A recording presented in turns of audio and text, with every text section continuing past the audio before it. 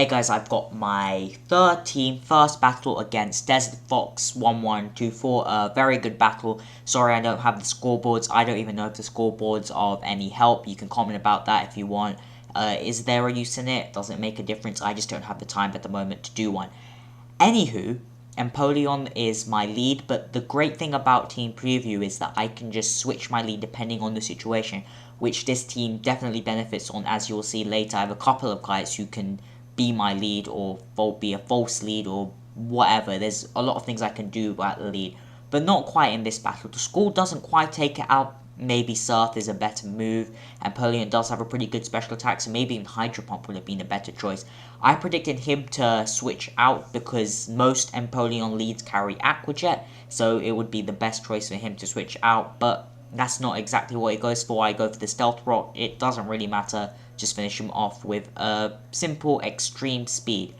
This Lucario is actually Focus Sash, which doesn't work out quite so well in this battle because he obviously does get up Stealth Rock, breaking my Focus Sash, but that is also one way I can use it as a lead because Close Combat Extreme Speed makes a very, very good lead.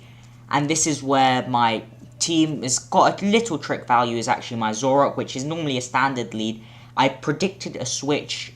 Obviously a Dark move's not going to do anything and it's just going to give him +1 attack. In fact, I'm actually a Scarf Zoroark, so I predicted a switch into something that couldn't take the Dark Pulse, probably the Latios or something similar, because I predicted him to switch, predicting a Hidden Power Ice from a Latios, but alas, that's not what happens.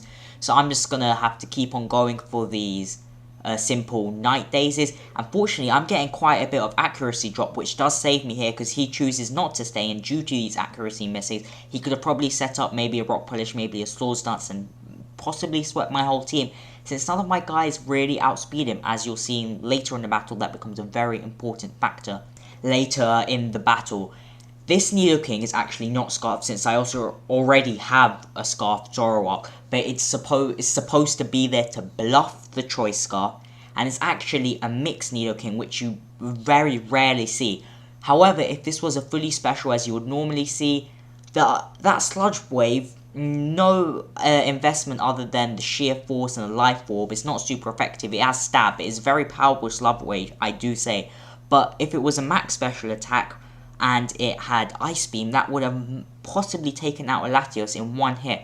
Go into my Zoroark, just a simple Death Order. Go back into my Nidoking, again, bluffing that Scarf, bluffing that I'm choice locked into something. I'm actually just simple Life Orb, and you can't see the Life Orb. But so far, I have shown him that I have Sludge Wave, I have Fire Blast. I also carry Bulldozer, which, though it's still slightly weaker than Earthquake, even with the sheer force boost, it prevents other people predicting what type of item it has, since it actually doesn't inflict recoil, which Earthquake would do.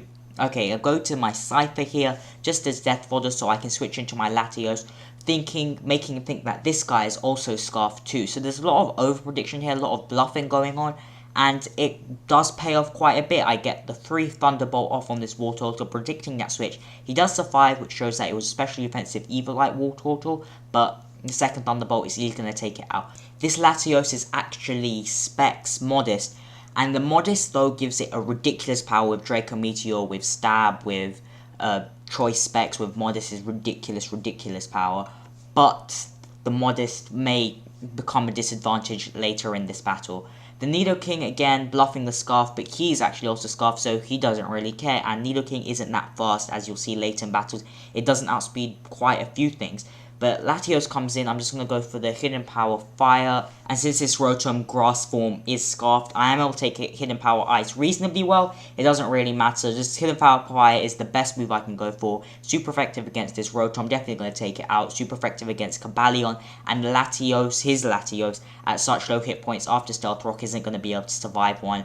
And here is where the Modest doesn't pay off. I thought the Modest wouldn't really outspeed anything, but as you can see, the Musketeer Trio have a base 108 speed, same with Infernape, and they are vital to outspeed in certain situations. As you can probably see already, this team has quite a few niches to it. Maybe not the best rounded team, but I like it because it has quite a cool sense to it with the Zoroark, Lucario things that you'll probably see in the next couple of battles. I had fun building the team, but anyway, hope you enjoyed the battle. Sorry the quality isn't the best, I've said that for the last couple of battles too, but I'm rambling, so I will see you in the near